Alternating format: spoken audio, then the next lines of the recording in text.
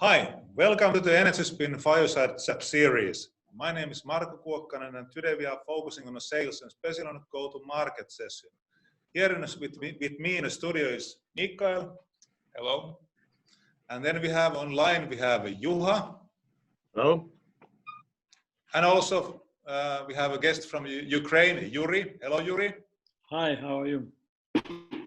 So let's make a short introduction round. So Mikael, who are you and what are you doing here? Well, my name is Mikael Nordman, and I am the CEO of the Netcontrol Group. Netcontrol is a company working in the energy network automation.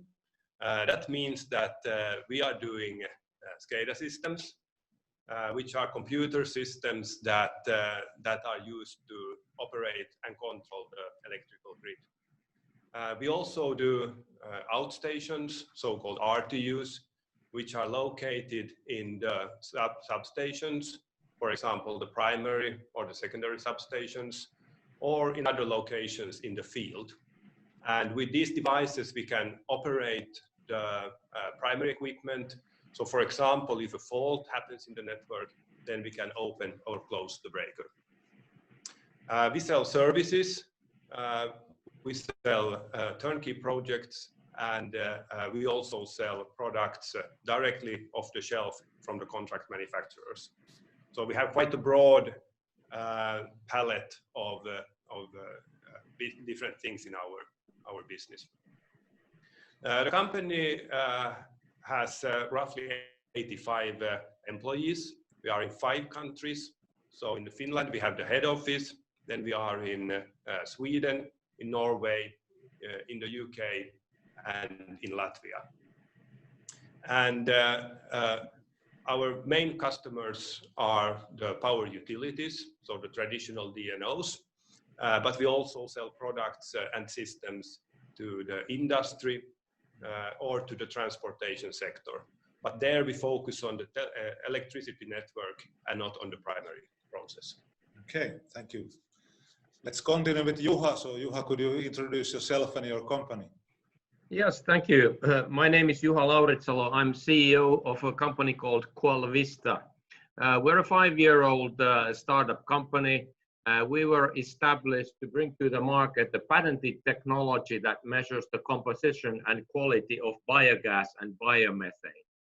Biogas and biomethane, as most people know, they are increasing as sources of renewable energy, but the technology is still lacking. And because a lot of the biogas and biomethane is made from waste or otherwise very changing feedstock, the quality of that gas needs to be measured. And we provide equipment that measures the quality of that gas on site and in nearly real time, so that you can verify the quality of your product.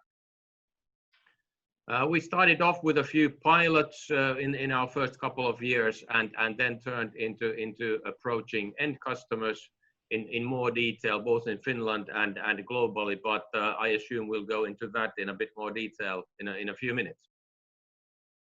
Yeah, correct. Thank you, Juha. Okay, hello Ukraine. So Yuri, could you please introduce yourself and your company?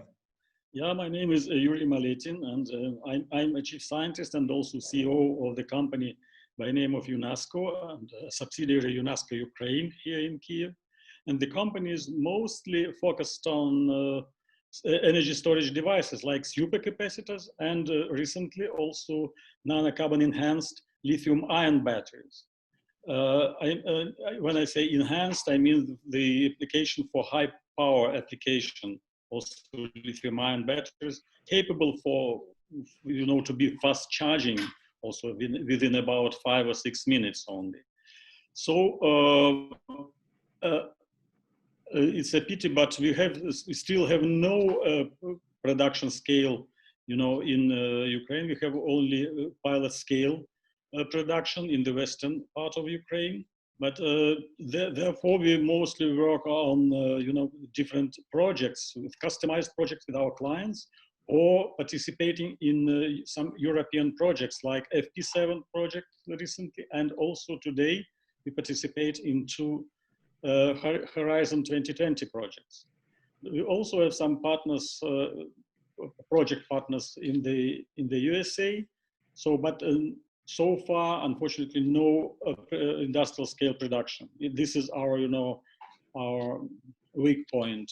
So we have no sales, unfortunately. Thank you. Okay, thank you, Yuri. So today's topic is sales, and especially the go-to-market topic and dilemma. So if we start from Koala Vista, so Juha, could you open up a little bit that how has your sales developed so far, and actually what were the first markets where you start to open the doors for a business? Yeah, well, like I said earlier, we're a 5-year-old company, and already in the first year we started approaching some pilot customers to ensure that our product was fit for the market. And so the first year, maybe a year and a half, was spent on piloting the product with real customers, and then after that we moved already into a real sales mode, although with very limited resources. We had our first pilot customers in Finland and in the United States. Some people might wonder why the US was our second target. That was because there was some interest towards us over there, and they contacted us, and we were happy to go to them and do some work on the west coast of the US, gaining some important information not only on the technology but on the local market conditions and the market needs as well. Yeah.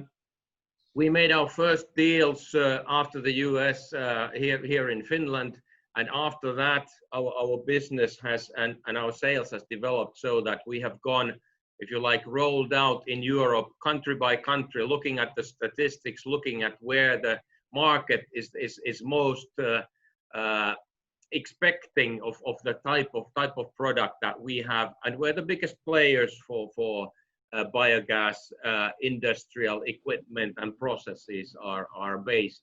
So that's why we've gone through Europe market by market, more or less, and surprisingly or not, who knows, but by far the leading markets for biogas equipment at the moment seem to be France, Spain, and Italy for us. Of course, there are activities in other countries as well, and we are active there, but those are the markets that we seem to be working on most. That's where the even demand comes in. We don't have to push, but customers contact us. So, and in order to get the sales up and running properly, we have directly approached some of the largest players in the market. Some of our public references include Veolia and Suez, headquartered in France, for example, and to get verification for our solution, and we have got very good feedback on that. Although, but we do understand that we cannot do it alone. We've been working very hard to approach resellers because they know their local markets. That's the only way to reach the market in full depth.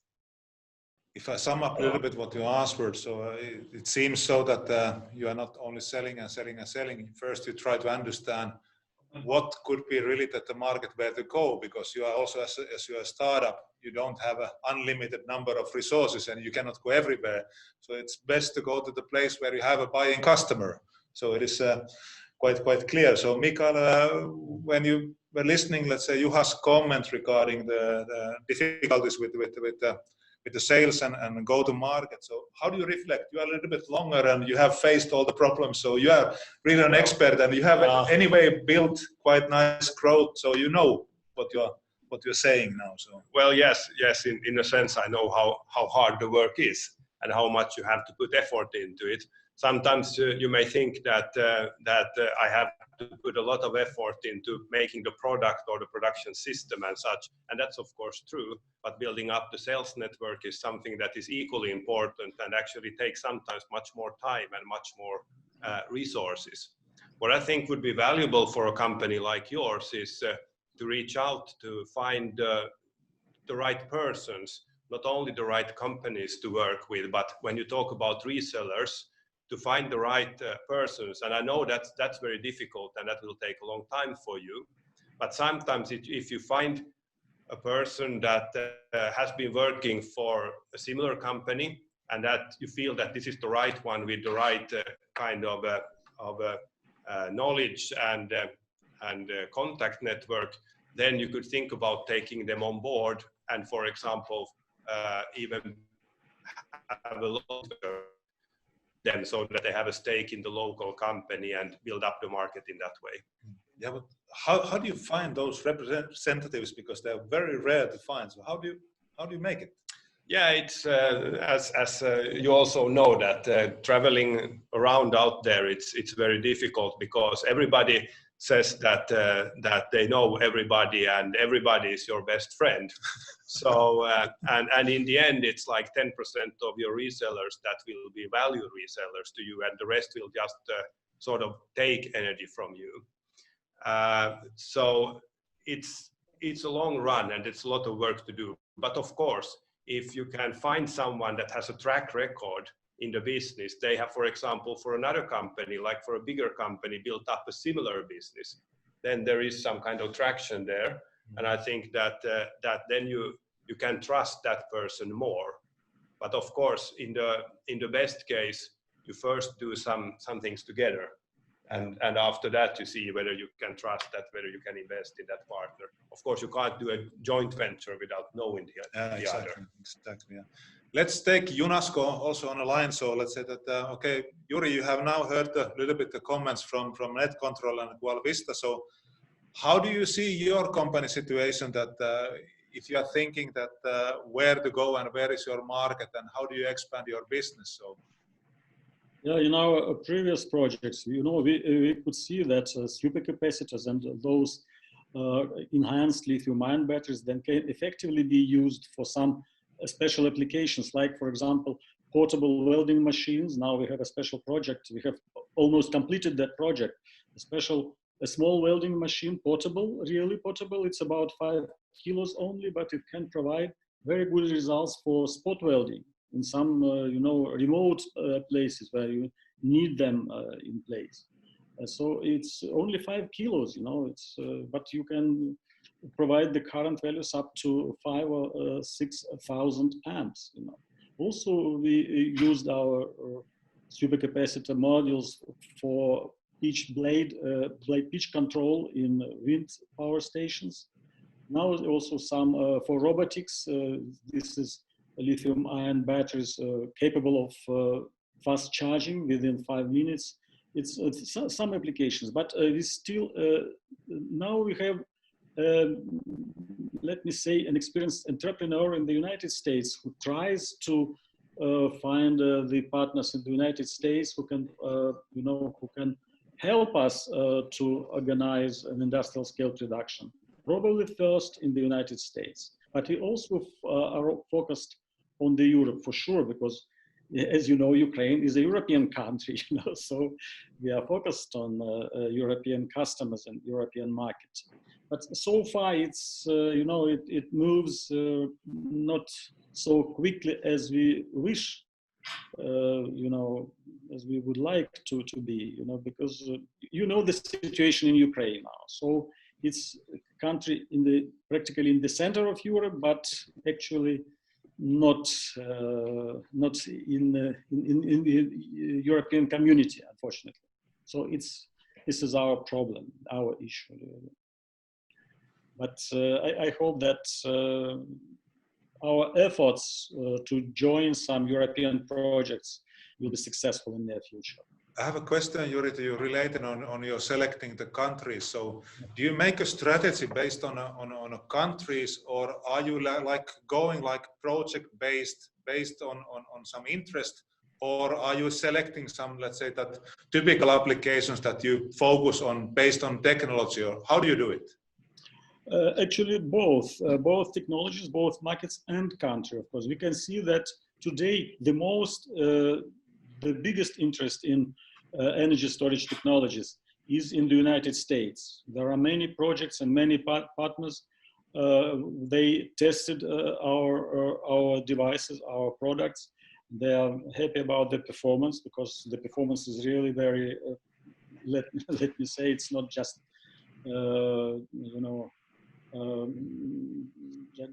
honestly speaking, the performance is really fairly good. But in the United States, there are many partners who is interested in those characteristics and those performance. But also, in Europe, we had less contacts in Europe before, but now, maybe due to those Horizon 2020 projects, we have more and more partners and more potential clients in Europe. Yeah. I would like to ask from all of you, so you all have a, let's say, quite specific products. And so Mikael, when you have a bit now understanding what Yunasko and Qualvista are doing, so how does it sound from your perspective? Because your products are very unique like theirs are. So how do you think about this? Well, obviously there must be a market and there to be, otherwise it's very hard to develop your business. And I think that, of course, you are also in different phases. So Yunasko is quite young and in young market somehow. And when Netcontrol started, the market was there, but we just had to take market shares. But of course, it always helps you when you have a market. On the other hand, when there is a new booming technology, then of course there is also a growing market. So in that sense, it can be easier.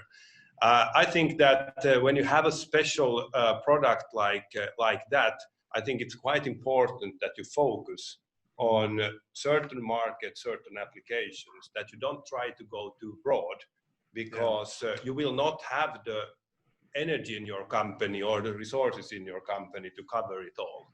I think that's very important when you have a specific product. Yeah, true. Thank you, Mikael.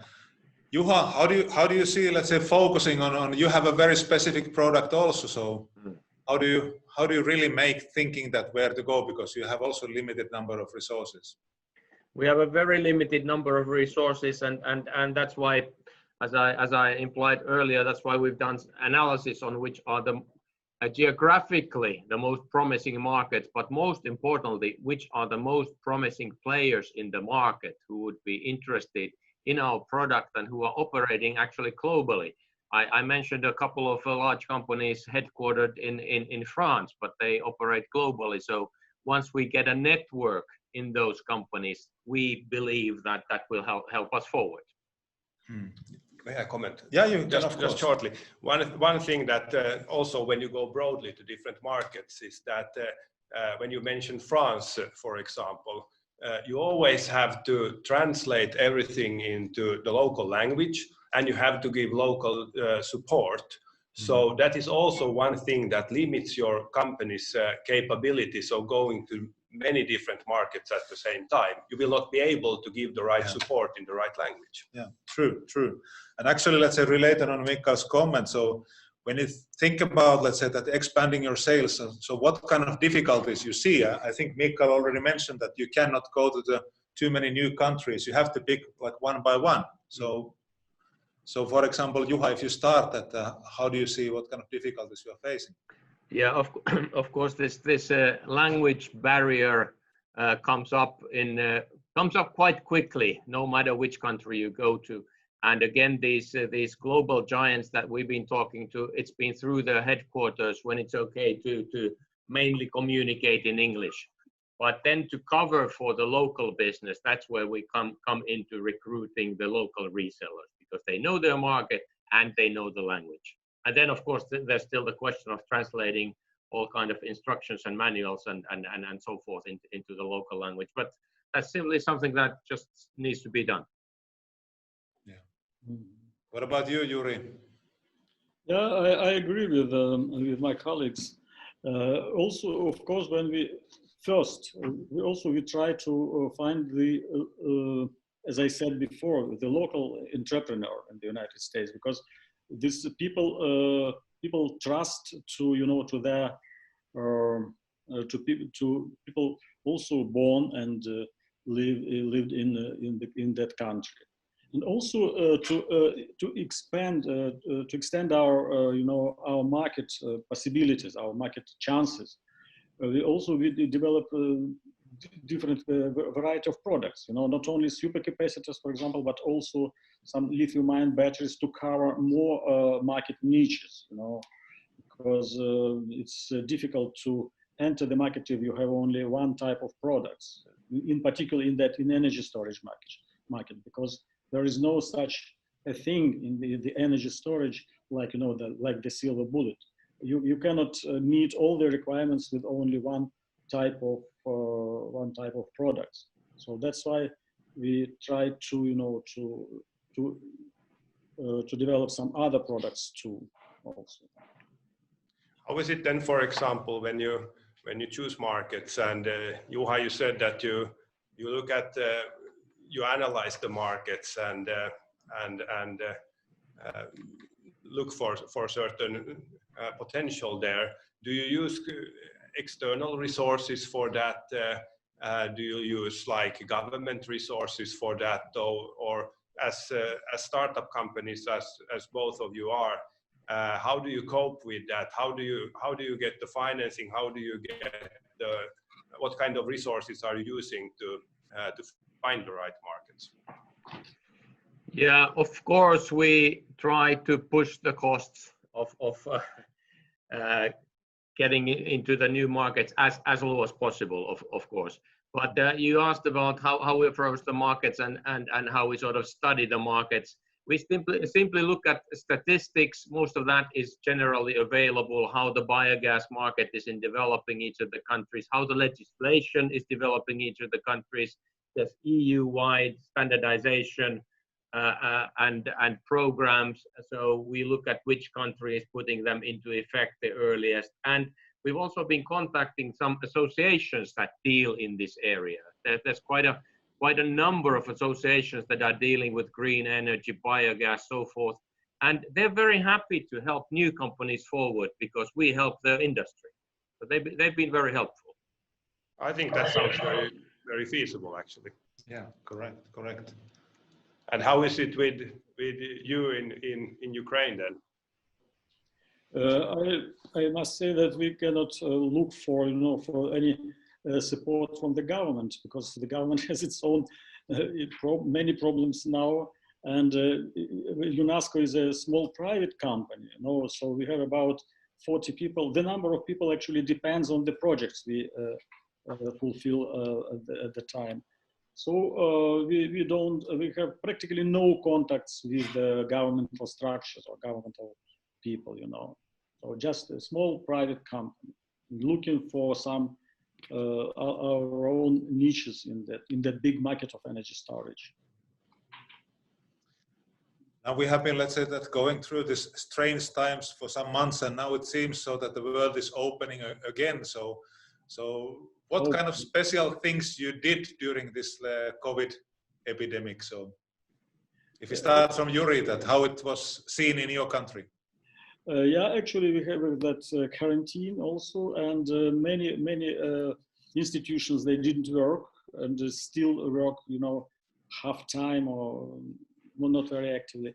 But we at Yunasko, we had a number of projects this time, so we didn't stop our activity for a single day.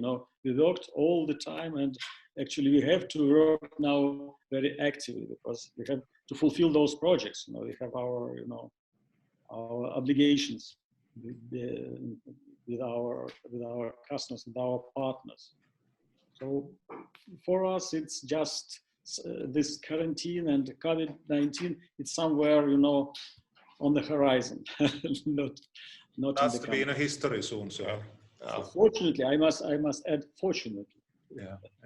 What about you, Juha? Well, internally, we went into remote working pretty much on the first week, just to stay safe. But the more interesting part is what we did regarding and towards our customers. We contacted all of the customers that we had been actively working with, either with proposals or other contacts, let alone deliveries. We contacted all of them just to remind them of us, and quite simply to ask them what is the situation, when can we move forward, what's the situation of the business, and most of them said that quite a number of things are at a standstill because people were not allowed to meet each other. For example, we are not allowed to go to a site to install our system. Our resellers are not allowed to go and meet their customers and so forth. But we are getting over this, and now we'll start the second round of contacting. When can we actually start business again? So it hasn't been as catastrophic as it might have been. We have been coping, and our customers have been coping. I think that a period like this is when you really learn that if you want to do international business and if you want to grow your company, find new customers, it's in a situation like this is quite impossible.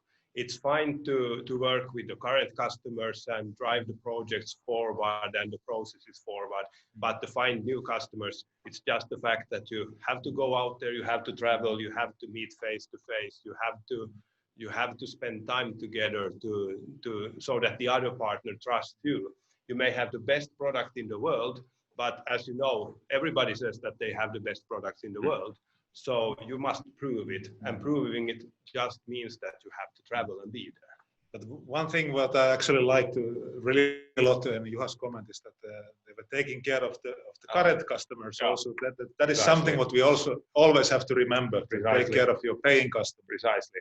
Because they generate the cash flow, of course, and in these kinds of situations, you need the strong cash flow to be able to cope with your operations. Yeah. But I think it's time to close the episode. So thank you guys for joining, and thank you, Mikael, for supporting us. And let's follow the EnergySpin Live. See you guys. Bye-bye. Bye-bye. Bye. Thank you. Bye-bye.